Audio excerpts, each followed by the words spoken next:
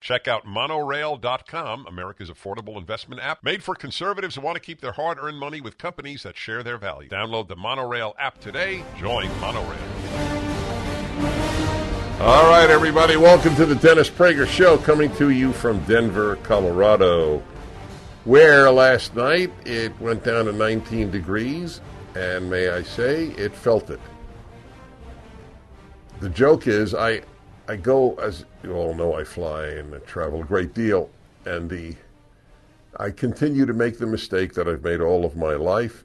I think everything is Southern California. So I simply forget to take warm clothing. And I had a sports jacket on, or sport jacket. Is it sports jacket or sport jacket? Anyway, welcome to the show. There's a piece in the Atlantic, which is, of course, on the left, but I'm only mentioning that so you'll understand this is not written by conservatives in a conservative journal, and it is about the demise of the human being. The people cheering for humanity's end. A disparate group of thinkers says we should welcome our demise. That's right. Because after all, what really counts is Mother Earth and all the animals and nature. This is a perfect example. I mean, the word perfect is not overstated. It is a perfect example of the conflict between the modern thinking and biblical thinking. Biblical thinking is, and you shall dominate the earth, and the nature, you shall dominate nature. Modern thinking tends toward, no, you don't dominate nature. You basically allow nature to do what it wants to do because you are a nuisance on Mother Earth, on Gaia, the goddess of Earth. That's it. That's what is being peddled. Look, I read to you from the New York Times all the people who subscribed to the New York Times, who wrote in because they were reacting to an article on people deciding not to have children because of global warming. They don't want to add a pollutant to the earth, and that's a human. A human is a pollutant. We expel carbon dioxide. Many years ago, I wrote a piece, How the Left Keeps Me Religious. Now do you understand how literally true that is? The people who mock the Bible, like the Stanford University band that I reported to you earlier this week, during halftime Saturday night against BYU, the Mormon University, or as the Mormons prefer, the LDS University. I know why they prefer it, but I feel so close to Mormons I could say it doesn't work because people don't know what LDS means. So you just traded a word in for a word that they don't know, because nobody says Church of Jesus Christ of Latter-day Saints, they say LDS. Anyway, it was said lovingly what I just said, and I'll leave that at that. They were mocked, the Mormons were. They had two women marry one another during halftime and mock the words that are said in a Mormon temple, for when a Mormon couple marries. They mock the left, mocks religion. Those of us who believe in the God of the Bible are primitive. And so the result is the belief that humans are much less significant and indeed, as I said, a pollutant on the face of the earth. And so you have an increasing number of academics writing, and the New York Times had the article.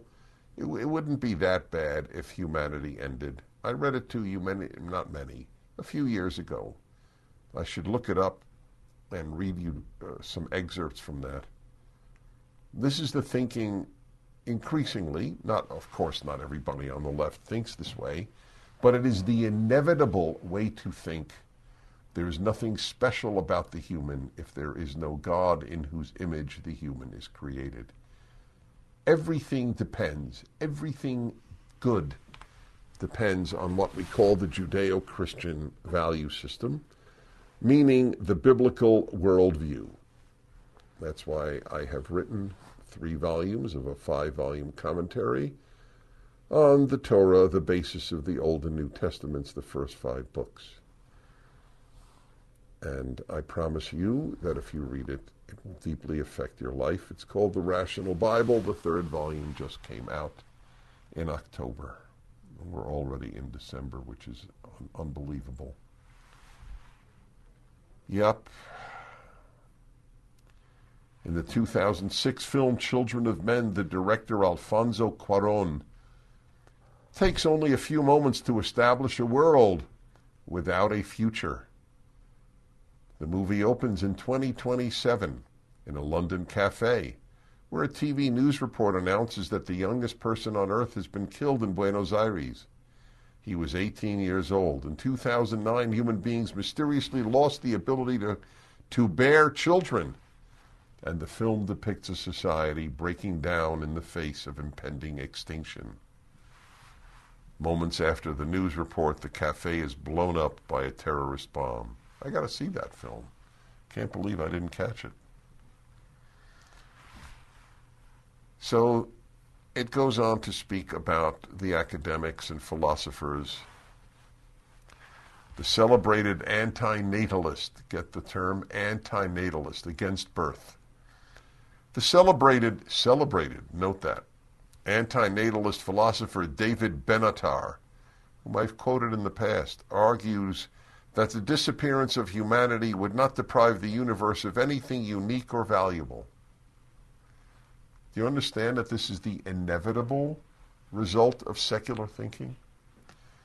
My life has been devoted, I've said this all of my career, to one overwhelming message: the consequences of secularism. Yep. Ask your kid, if your kid is on the left, tell them, read them this philosopher's statement. The disappearance of humanity would not deprive the universe of anything unique or valuable.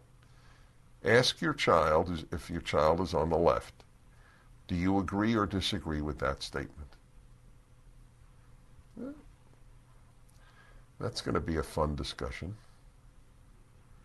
The disappearance of humanity would not deprive the universe of anything unique or valuable. This is a celebrated philosopher. If I'm not mistaken, he was either cited or actually wrote a piece in the New York Times.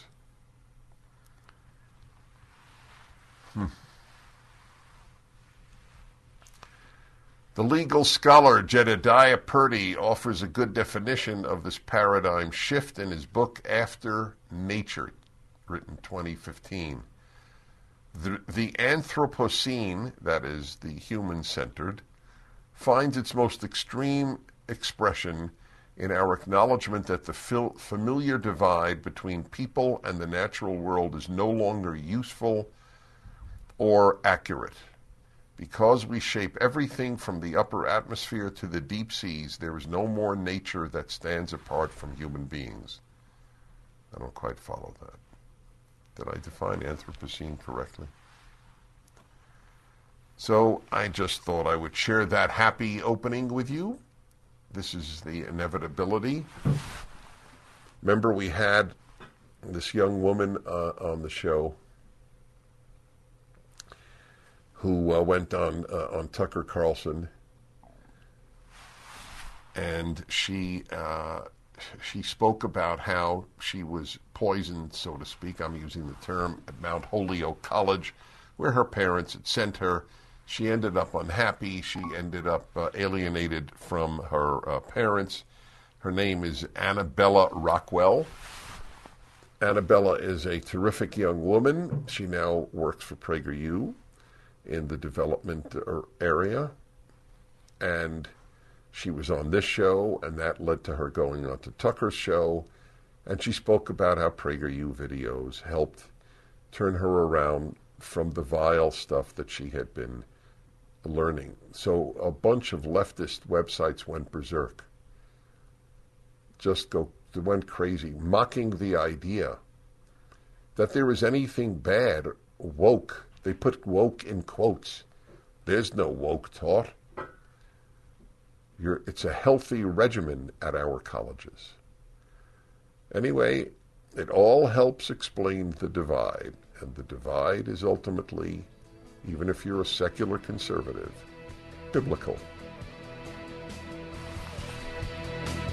I'd like to introduce you to Monorail, America's investment app that takes you from where you are to where you want to be. Monorail is an investment and savings app that is made for patriots by patriots. Doesn't matter whether you're an Apple fan or if you prefer Android, Monorail is available in both environments and online at monorail.com. Monorail is safer for users with bank-level encryption and biometrics. Your money is protected with Monorail through Securities Investor Protection Corporation and the FDIC. No matter how you engage with Monorail, you're getting the security and safety that you need. Whether you're adding funds to your investment account, looking to buy a stock, or putting money aside for future purchases. With Monorail, you can put your money where it matters and utilize the economic power that built this country. Don't go somewhere else to trade stocks. Monorail gives you the freedom to purchase whole or fractional shares in companies you believe in. It only takes 5 minutes to download the app and set up. Join the pro-America money movement. Join Monorail. Hello, everybody. Dennis Prager here, Denver, Colorado. So I am going to, it's a perfect segue, just perfect, into the story that, or the statement written about the classics by a major Princeton professor. He is writing about how the classics are dying. Do you know, there was one line, I got to read to you a little from him. The man's name is Joshua Katz. He was a world-renowned scholar in the classics. But he came out against the woke culture, and that is the end of his career. And he was invited to speak at a classics conference, but there is one thing I want to read to you, and then read to you some of what he wrote about. Listen to this. Listen to this. At Princeton, he writes, my former department, that is the Princeton Classics Department, effective immediately, has decided to allow undergraduates to graduate with a degree in classics without taking as so much as a single semester of either Latin or Greek. Now, do you know why it is in no way an exaggeration to say if I hear that I am about to meet or just hear that somebody is a professor in the humanities, the liberal arts, call it what you want, I assume the person is a fool. I know that some professors aren't. We have probably about 40 professors who give PragerU courses. There are, of course, exceptions. People who love learning, who love educating. However, the overwhelming majority of professors are destructive fools. The Princeton, I want you to understand what is happening. This is Princeton, which has just become a wasteland with the rapidity of a supersonic airliner. You don't have to take a semester of Latin or Greek to get a degree in the classics. How about this? At UCLA, you can get a degree in English and never have once taken a course on Shakespeare or read a Shakespeare play. Isn't it amazing that the people nurtured in a given arena, it's like the heads of orchestras in the country, because I know music well, who were supposed to be the guardians of music and have now gone woke, which means destroy the greatest music as the greatest thing we can offer audiences. We now choose pieces based as much on political relevance and political messages, or the race and gender of the composer. Philadelphia Orchestra is one of the worst in this regard in the country. Philadelphia is a sad place. What's happened to a great city is its own story. The people in charge of preserving the beauties, the great things of the West, are destroying them, like the classics department at Princeton University. Unsurprisingly, this former professor at Princeton, normal people found this move embarrassing, that you don't have to take a semester of Latin or Greek to get a degree at Princeton in classics. All the more so as it was made in part to further the anti-racist agenda.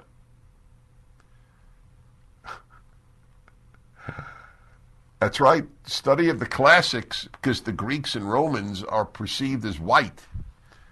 So therefore the classics has to change. The classics department, the classics curriculum. He gave a Zoom talk at a conference in Athens.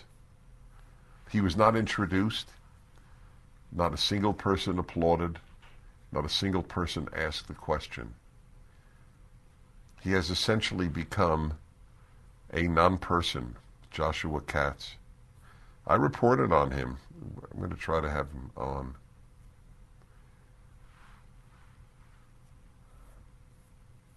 They have a whole series of articles about let me see if I could find the word. Is it death?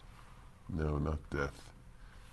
There is actually a movement to extinguish the classics. Maybe dying was the word. Yep, okay, here we go.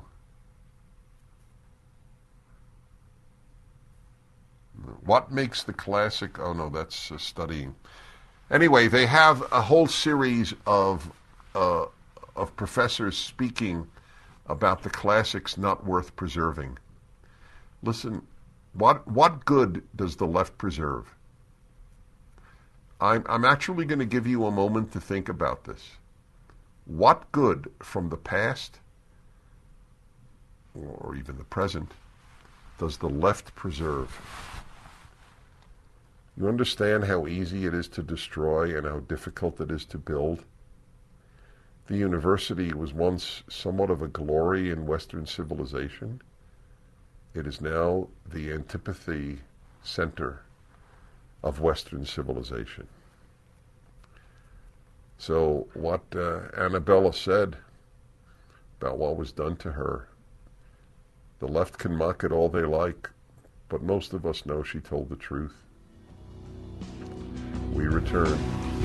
You all have helped build MyPillow into the incredible company it is today, and have trusted in Mike Lindell to give you a great night's sleep. On top of the special available to my listeners on the Percale and Giza Dream bed sheets, marked down as low as $29.98, Mike is now changing the game with his 3-piece towel set. This set is made with USA cotton, making it extremely absorbent, yet still providing the soft feel you look for in a towel. This set comes with 1 bath, 1 hand towel, and 1 washcloth, typically retailing for $49.99. For a limited time, you can get this 3-piece towel set for the low price of $19.98 with the promo code Prager. Don't miss out on these extraordinary offers. There's a limited supply, so be sure to order now. 800-761-6302. Use the promo code Prager, or go to MyPillow.com, click on the radio listener square, and use the promo code Prager.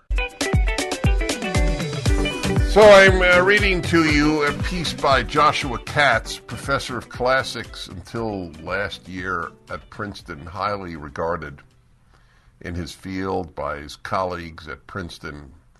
But he wrote a piece about wokeness, and that ended his career. Listen to this to give you an idea of the moral quality the cowardice that is a sine qua non of college teaching. If you're not a coward, it's very hard to rise in academia, let alone be a president or a dean. Cowardice is essential in your resume.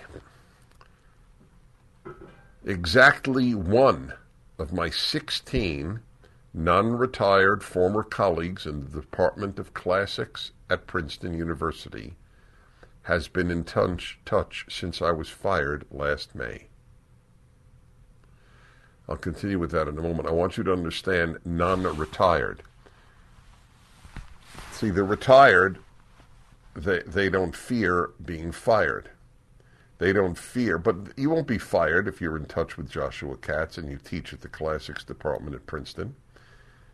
It's that you don't want to be on the outs with your colleagues, to actually be a human being and contact your former colleague. One of my 16 non-retired former colleagues in the Department of Classics at Princeton University has been in touch since I was fired last May, and almost none of them have spoken or written so much as a single word to me in 2.5 years.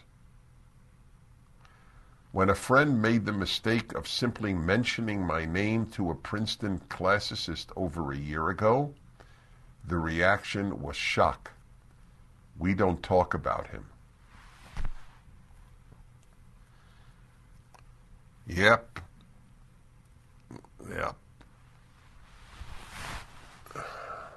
It's so sad. You know how long it took me in my life not to revere the word professor? There's still a residue of admiration when I hear someone is a professor of classics or history.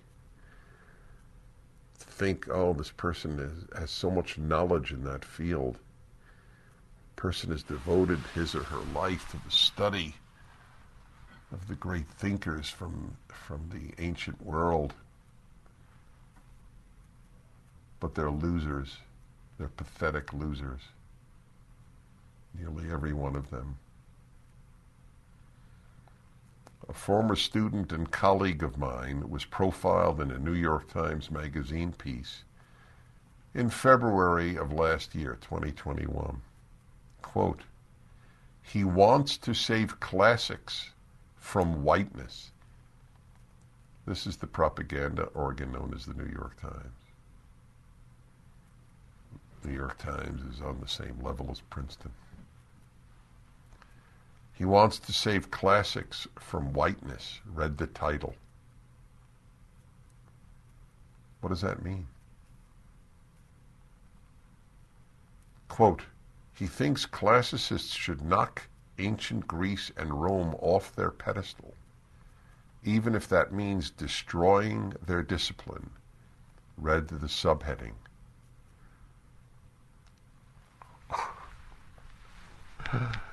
That's right. Classicists should knock ancient Greece and Rome off their pedestal. So what exactly do you put instead? Well, I'll tell you what you put instead. What the University of Pennsylvania English department did when they took down the mural of Shakespeare. They put up a mural of a female. Shakespeare was male. Lesbian. Shakespeare was, to the best of our knowledge, heterosexual. Non-white. Shakespeare was white. And non-West. She was from, I believe, the Caribbean. Well, I guess that you could say it's part of the West. So that's debatable. That's what is happening. The number of people, last night I met with a spectacular group of people outside of Denver, and it was remarkable to speak to some of them. good, decent, intelligent people, and how many of them, their children, have been lost to the cult of leftism.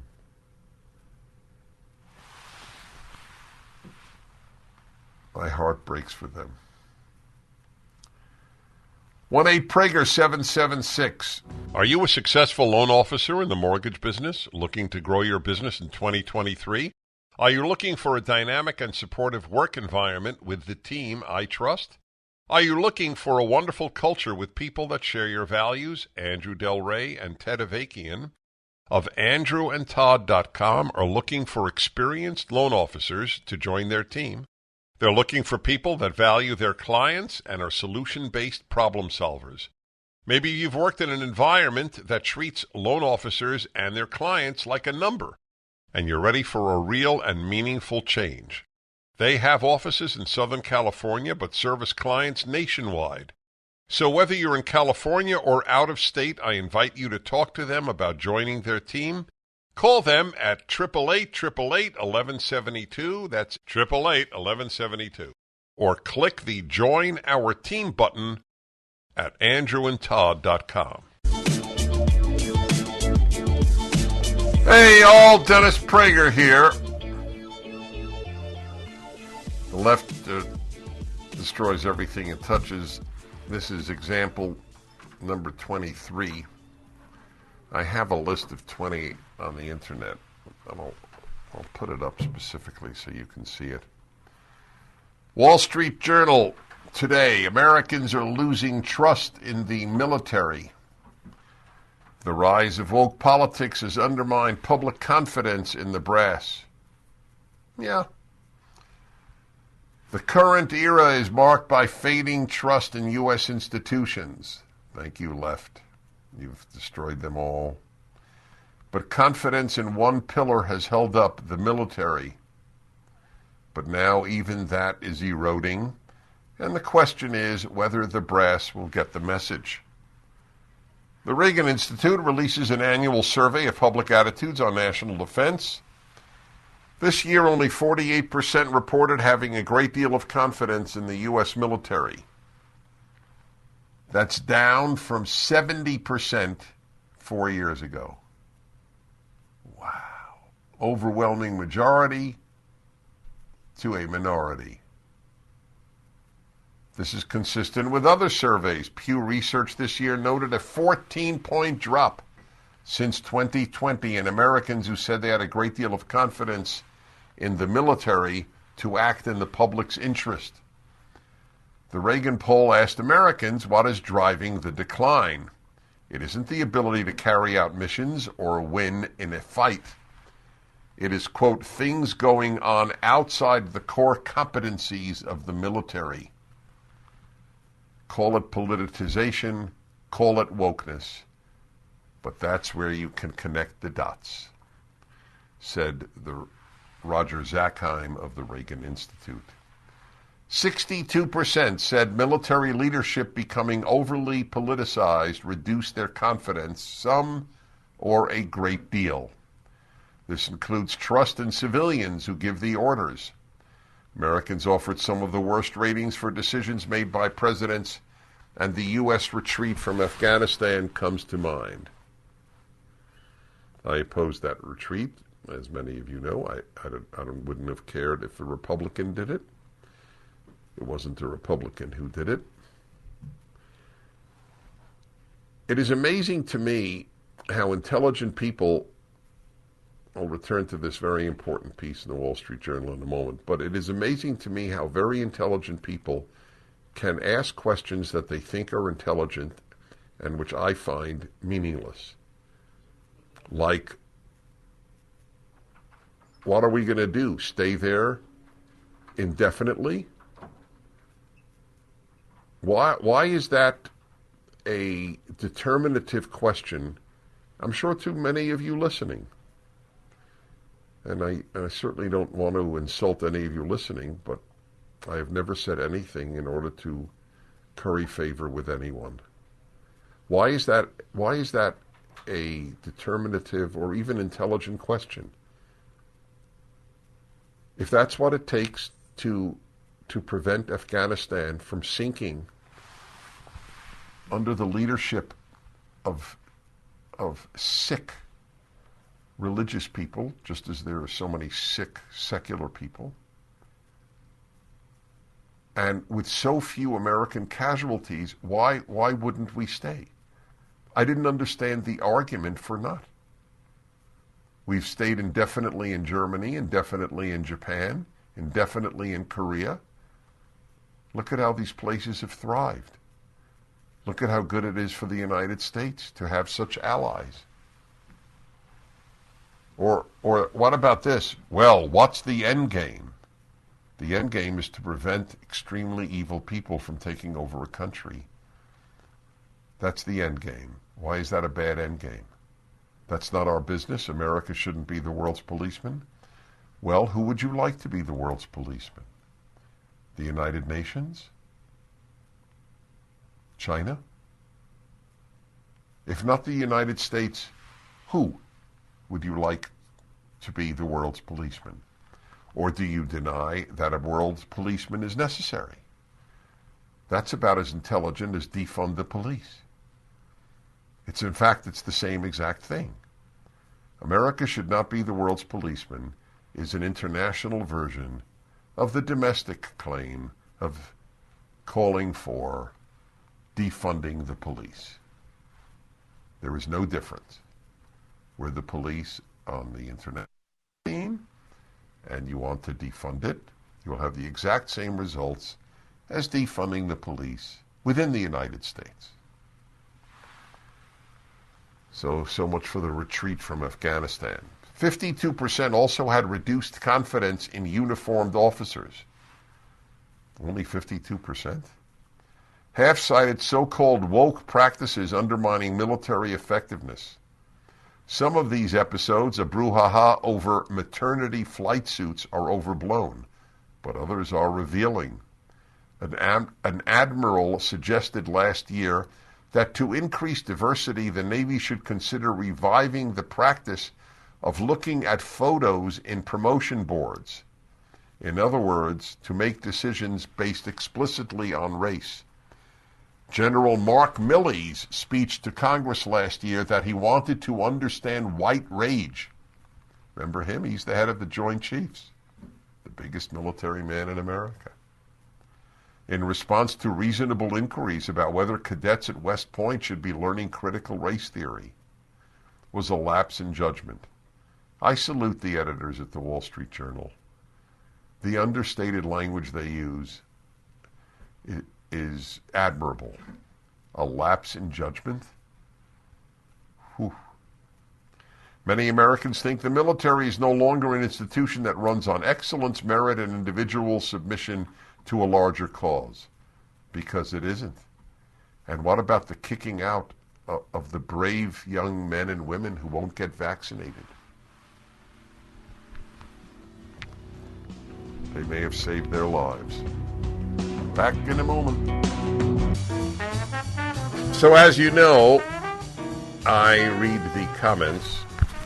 Let's see here. Okay. Trying to hear me. I'm broadcasting today from Denver, everybody. So I always read comments on articles, always. If the article was one I think important, left or right, or neither. So the Wall Street Journal editorial has over 1,000 comments on how Americans are losing faith in the military because of the cowards who run it. The decimation of the military in favor of wokeness began under Barack Obama. The amount of destruction that man did in the country has been dwarfed by the amount of destruction done by Joe Biden, but it shouldn't be underestimated. So the very most popular comment on the Wall Street Journal article is this: if you set out to destroy the United States without having to fire a shot, what would you do differently than the American left has done in the last few decades?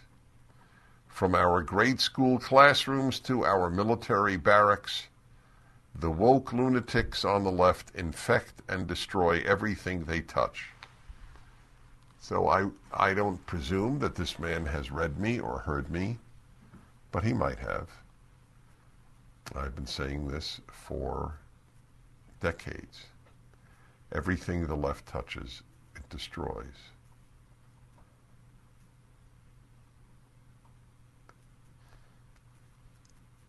I'm thinking because the question becomes, what animates these people?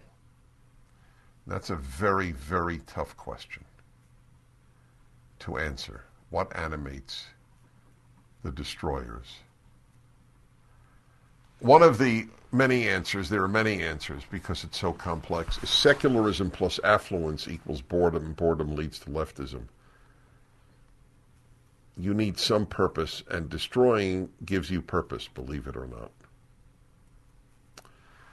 Well, anyway, I end this hour with an appeal to you as Christmas comes up to go to the Angel Tree banner at my website. $25 gets a kid whose parent is in prison a gift and an introduction to the world of the Bible. It's a beautiful campaign. It's called the Angel Tree Campaign. Please donate. The banner is at DennisPrager.com, or just call them at 888-206-2801. We return after the break.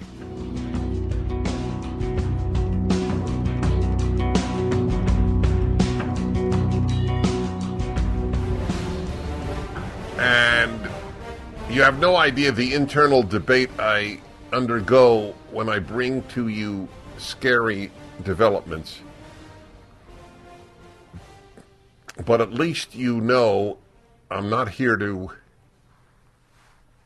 see life through rose-colored glasses. I'm here to see life realistically and then have a call to arms.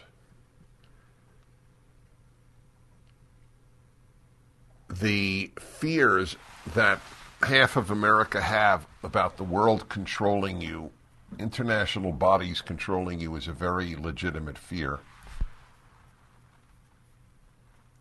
They just had a G20 meeting,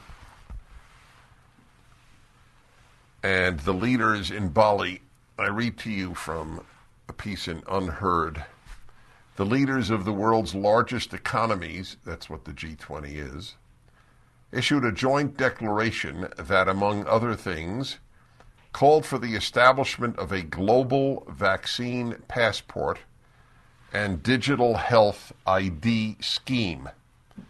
The statement reads, "We acknowledge the importance of shared technical standards and verification methods under the framework of the IHR," as the IHR, International Health, I guess, something,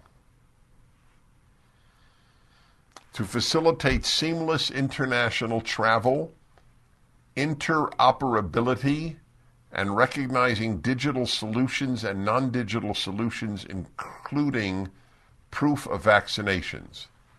In other words, the most powerful economies in the world agreed that there should be a vaccine passport developed, and eventually you will have to have what the international health authorities, like the World Health Organization, say you should have, or you can't travel. The right to travel, one of the most fundamental rights that a human being has, will be taken away if you do not follow the vaccine regimen that Pfizer and other pharmaceutical companies persuade the international health organizations to adopt.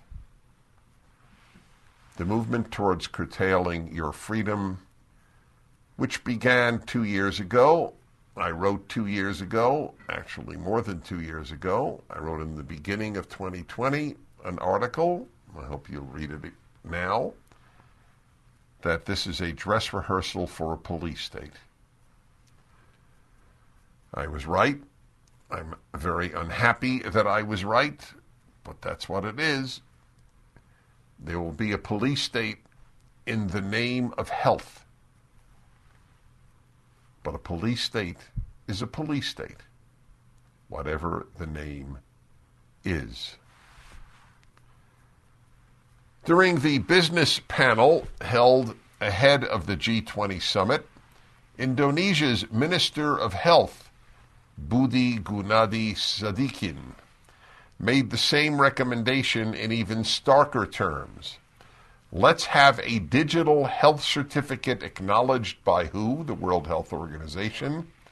If you have been vaccinated or tested properly, then you can move around.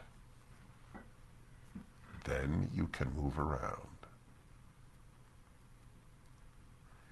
Human beings will sacrifice freedom so readily that it is almost on the bottom of the list of desirable things in life.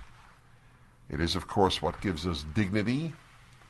The United States was an outlier in its affirmation of individual liberty as the most important value in a society and one to be protected by government. It is no longer an outlier. The Biden administration, the New York Times, the Washington Post, the rest of the media, and virtually all of academia agree with the Indonesian Minister of Health. Sadikin added that G20 countries have agreed to the proposal and now plan to introduce it as a revision at the next World Health Assembly scheduled for May 2023 in Geneva. The idea is that the World Health Organization should be given legally binding powers to implement such measures in the future. Okay? This is an attempt to give it sweeping powers to dictate public health measures to countries with the full backing of international law, potentially overriding their national sovereignty. That's right. I grew up a liberal Democrat. I was a Democrat until the Reagan era. And I regarded the views of people on the right, fear of international organizations overriding our sovereignty, as wild.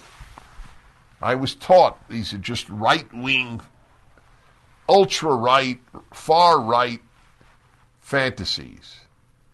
Turns out that on virtually every issue, these people dismissed by even liberals, not just leftists, as cuckoo, turned out to be right.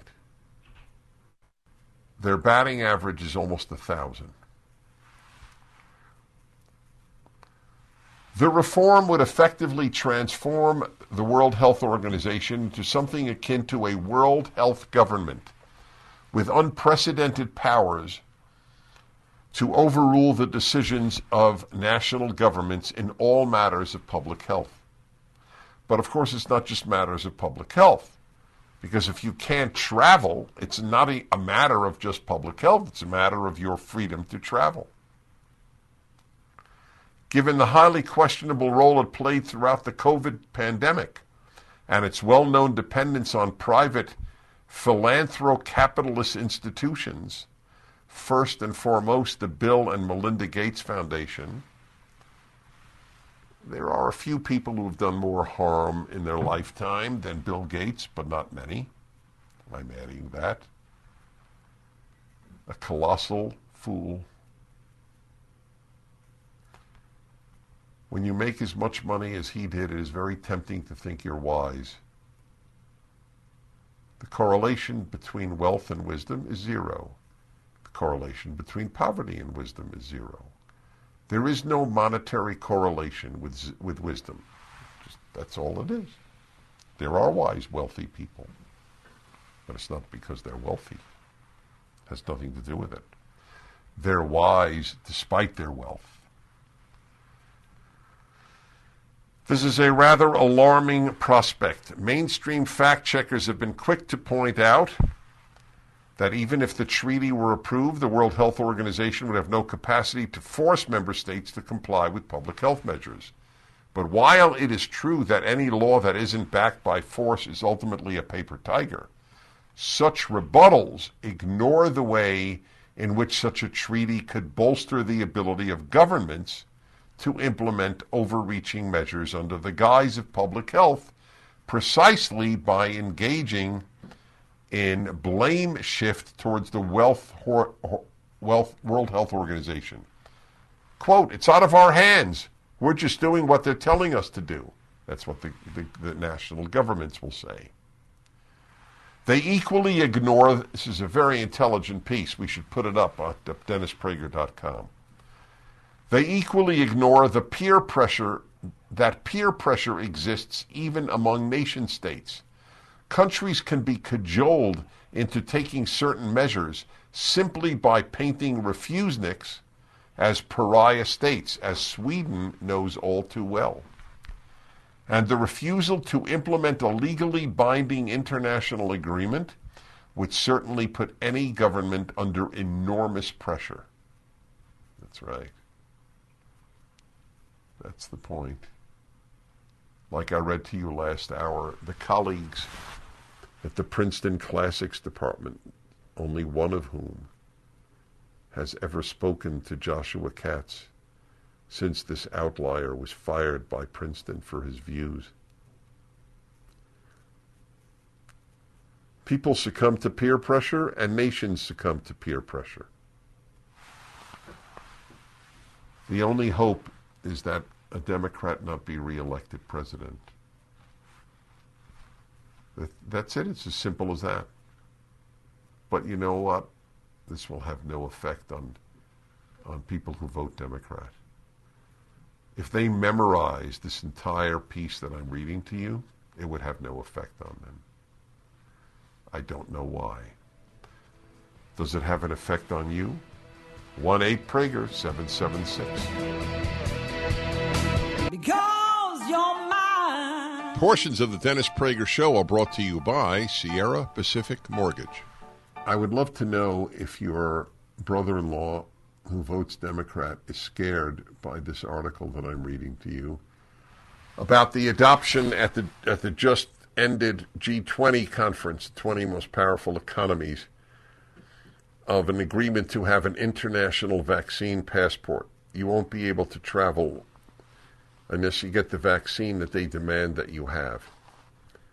It's remarkable what ignoramuses run our countries. It's beyond belief that they still believe in the usefulness of the COVID vaccine.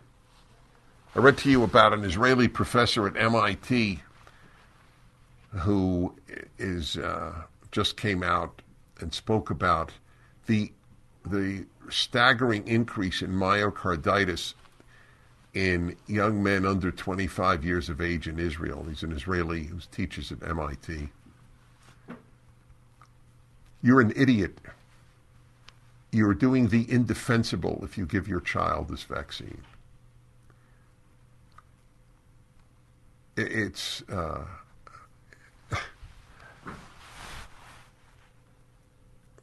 the contempt on the left for science is as great as their lying about being protectors of science. They don't give a crap about science. They give a crap about power. They give a crap about feeling safe, and they have given up their own ability to think to the authorities, to the experts, because that's what you're taught. You can't think. That's the lesson of college. You are an idiot. Experts know everything, and if you challenge them, you are an idiot. That's what you're taught. My latest column, I beg you to read, up at DennisPrager.com and elsewhere, is why most experts are fools. Yes, most. Don't take their advice. Listen to their expertise in their limited, narrow area, but don't take their advice. As a general rule, experts are idiots. They're idiot savants. They know a lot about a little, and that's it. Experts say, I almost always know I'm about to hear something truly stupid.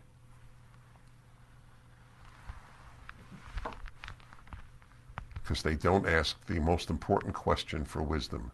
What's the price paid? What's the downside? Let's lock up schools. Any expert who said let's lock up schools and not let kids go should never, ever, ever, ever be listened to again. That includes, needless to say, the very bad people who run teachers' unions. God, my admiration for Mike Pompeo rose exponentially when he condemned the head of the National Education Association. What is it, Roberta Weintraub? She's up there with Bill Gates and George Soros and others as doing more harm than almost any living human being in America to America. It's quite an epitaph to have later on when you leave this world. Very few people did as much harm as she. Every parent who went along with this should apologize to their kids. And I'm big on parental authority. Whew. You okay with Asian passports?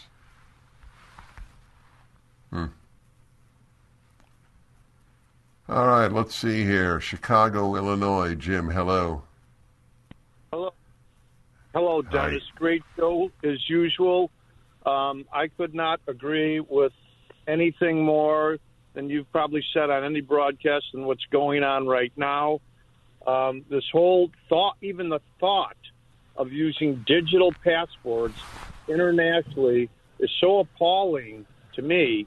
And I walk around and try to tell people, well, most will agree, but there's some people, they're keeping us safe. And I'm going, man, that's the oldest lie and the oldest tool they've ever used, and they continue to use it. So keep doing what you're doing. Spread the truth. I'm glad to hear you're talking about there is a whole bunch of people, it might be a small group, that are pushing this vaccine passport. And if I could say something to your audience, this is a bad, bad thing if they pull it off. So God bless. Yep, you're right. You're right. That's right. It is a wonder that so many people support it. The G20 supports it. Of course, the Biden regime, and I've never called an American administration a regime before. It's a corrupt police state that he is creating. The use of the government to persecute ideological foes is essentially unprecedented. This is a real battle, my friends, because freedom is not valued as much as power and control. There is one country that has a massive opposition to this. It's still called the United States of America. I could see the vaccine passport causing or being a cause of a civil war. You won't let me travel? I will not take that. 1-8-PRAGER-776. The Dennis Prager Show. I made a big mistake in a name last segment. Very, very sad mistake to me because the name I gave is someone I loved. I meant Randy Weingarten as this terrible human being. of the American Federation of Teachers, one of the few people of whom it could be said she made the world much worse. She's a completely destructive influence on America's children with what she has done at the American Federation of Teachers. And I said Roberta Weintraub. Roberta Weintraub is the woman who got me into radio. Speaking to my friend George at KABC, my first station, I have great love for this woman, who was a wonderful human being. It has been a curse in my life, names, since I got a girlfriend's name wrong after dating her for 6 months when I was in graduate school. And it's genetic. My brother has the same thing. It is what it is. It's not paralyzing, but that's what happened. And anyway, it's my apologies to the Weintraub family. Roberta is a phenomenal woman and a great influence in my life. Randy Weingarten is the one I'm referring to. Mike Pompeo, the former Secretary of State, challenges Randy Weingarten to a debate on her threat to America. Fox News report. She'll never debate. They never debate. These people don't debate. When you have the entire media on your side, or what they call the mainstream media, what do you need to debate for? I really like Mike Pompeo, I must say. If he were the next president of the United States, I would celebrate greatly. He labeled her the most dangerous person in the world in an interview last week. That's gutsy. It means he follows life. A lot of these politicians, they don't know what's going on. They truly don't. Anyway, I'm reading to you, and by the way, I want to thank a caller, Rich in Altadena, for the correction. Thank you so much. I hate misrepresenting a name. Okay, so I'm going to let you go, and I thank you for that. That was a very big help. So the G20 have agreed on having a vaccine passport initiated, a digital ID. This fantastic article, the notion of a digital ID that, quote, gives you access to services is also troubling because it implies that your right to access services in question could be switched off at any moment. This is not some dystopian hypothetical scenario. In countries such as Italy, France, and Israel, double vaccinated citizens lost their status when passports came to require a third booster dose in 2021 to 22. In Chile, that status was extended to a fourth dose in May 2022. A glimpse into what this may mean for the future was offered in June, when a protest planned by hundreds of bank depositors in central China seeking access to their frozen funds was thwarted, when authorities turned their health code apps red, making it impossible for them to travel.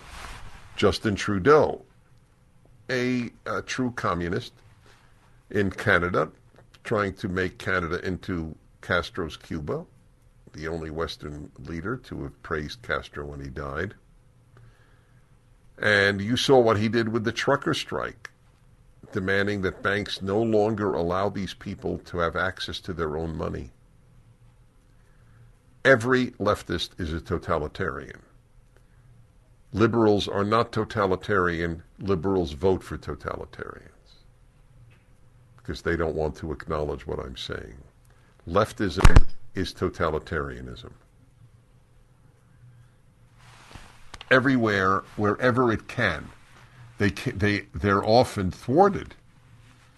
But if they could control all of your lives, they would. How is this connected to the Great Reset, a term which has come to encompass all the allegedly nefarious plans being hatched by the World Economic Forum and by its cartoonishly villainous chairman, Klaus Schwab. Well, for one, Schwab was invited to speak at the G20. That's interesting in and of itself. Where he claimed that the current, quote, economic, political, social, and ecological institutional crisis represents an opportunity for, quote, a deep, systemic, and structural restructuring of our world.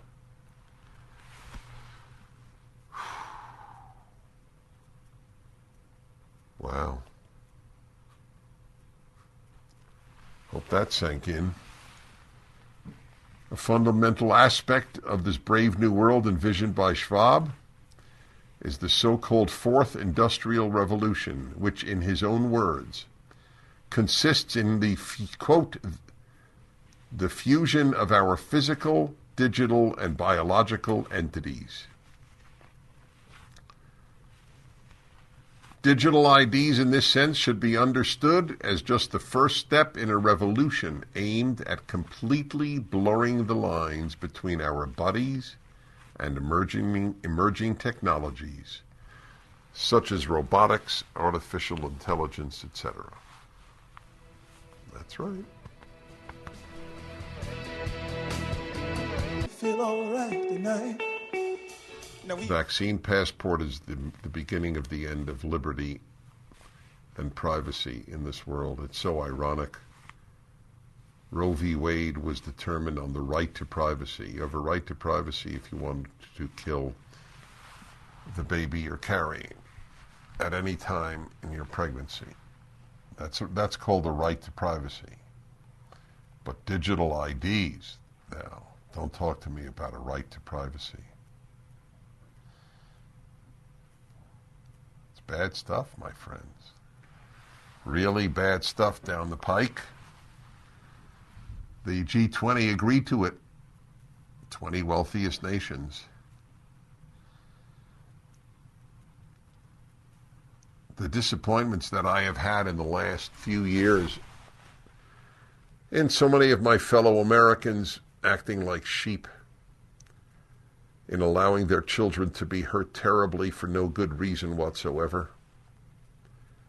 In Israel, which I have great admiration for, being as paranoid on this issue as any other country, with its own sheep-like behavior and its own rules about being vaccinated. In the Mormon Church, obeying secular, irrational authority. So I have such great admiration for LDS. The people it produces are generally wonderful. It's hard to think of an institution that didn't fail. The question is, will they learn their lessons? Americans apparently didn't. They keep voting Democrat. Watching their cities ruined.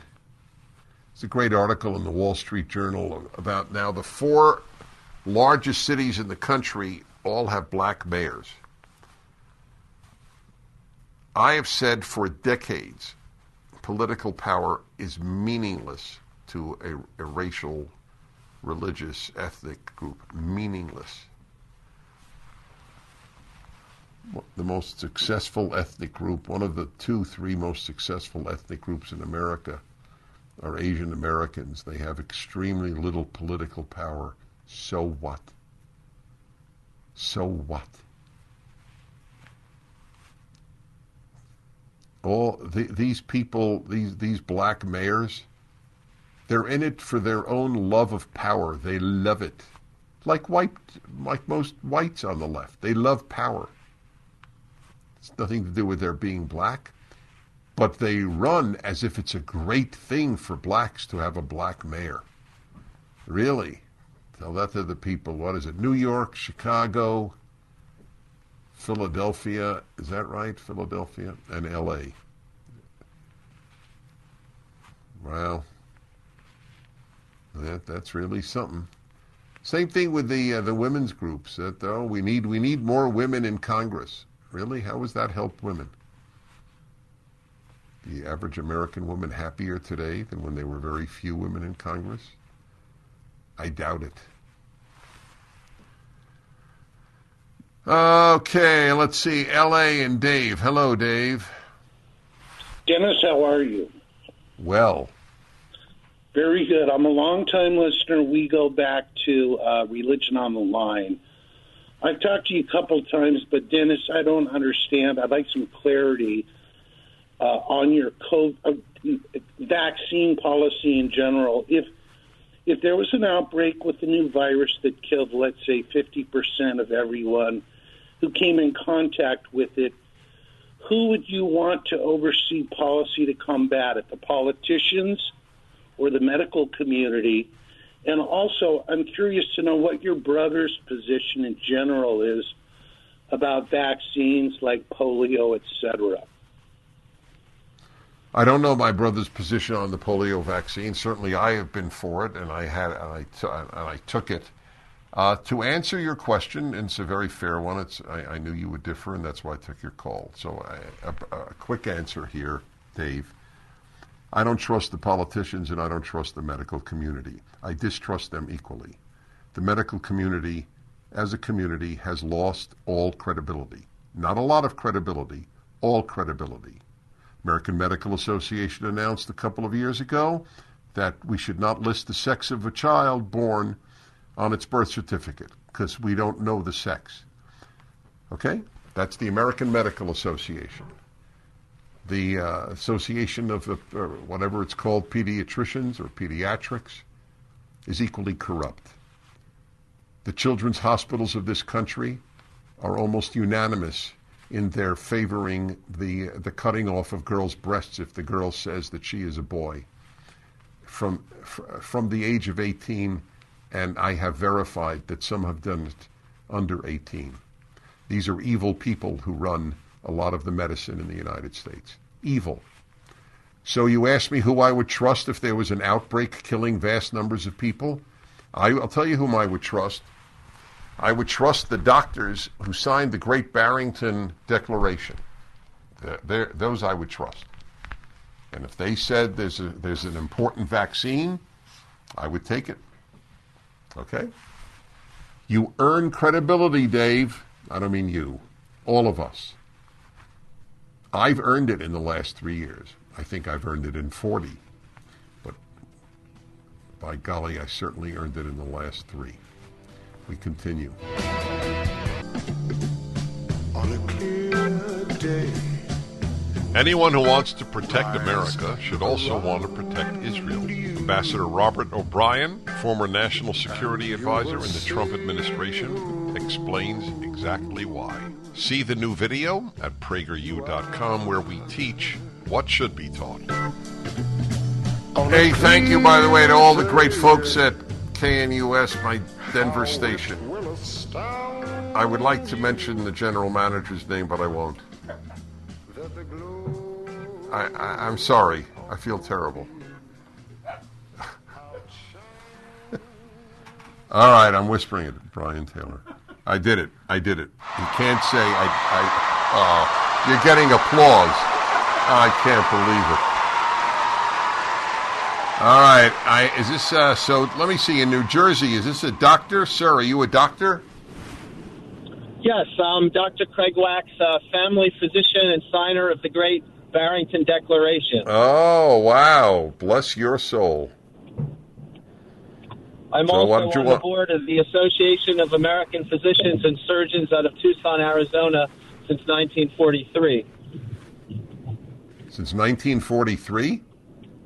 Well, I haven't been around for that long, but the group's been around, and they have opposed groupthink and the government takeover of medicine. That's very good. Good to know about that. So what you think of my response? That you're the doctors, yes, the ones who signed the Great Barrington. I would trust you in any pandemic. Well, I appreciate that because, any physician worth his or her salt would trust a patient on what they believe and think and have to co-pilot these things because, frankly and honestly, individual rights and responsibilities trump any kind of group think or right. So let me ask you, we don't have much time. I'm very curious. How did your physician colleagues react to your signing that declaration? To be honest with you, I've been at odds with a lot of my physician colleagues because I go with what the patient's experience is, what my experience is, and what other physicians worldwide experience is. I don't go with what the AMA tells me to do. Frankly and honestly, the AMA makes their money off billing and coding that they sell to government and insurance companies. There's probably less than 10% of physicians. So they don't. That's true. I know that. I know. I wish we could talk longer. I'd like to talk to you at length. In the meantime, please go to my website and contribute to the Angel Tree campaign. 1.5 million kids have a parent in prison. It's a tragedy. This takes care of these kids, gives them a Christmas gift, brings them religion. Another great gift. $25 helps a kid. Go to the Angel Tree campaign banner at DennisPrager.com. Thank you.